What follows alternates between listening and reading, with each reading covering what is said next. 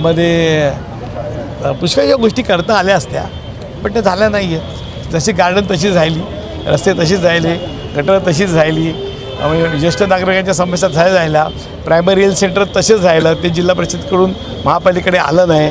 त्याच्याशिवाय शाळा तशाच राहिल्या, शाळांची परिस्थिती पण बिकट आहे.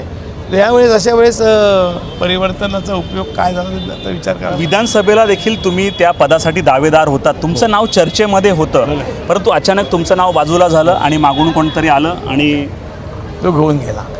काय पक्षामध्ये काय सर्वच पक्षामध्ये जे जास्त मस्का लावतात, जास्त भाजी आजी करतात, त्यांना काय त्यांनी ऐकतील म्हणजे असं. तुम्ही अमूल बटर लावायला कुठे कमी पडलं? मी नाही, मी अमूल बटर आपल्या नाहीच आहे, मी पावच खात नाही. काय सांग, ह्या निर्णय घेण्यामध्ये कोणाचा सहभाग आहे, तुम्हाला कोणाकोणाचं मदत लागली?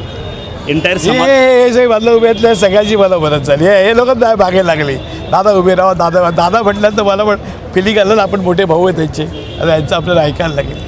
पण काय आता तुमच्या समोर कोण असणार आहे आणि कशा प्रकारे पहिलं म्हणजे ना समाधान वेलफेअर जे फाउंडेशन आहे त्यांचंही खरं ह्याच्यात मोठं सहभाग आहे.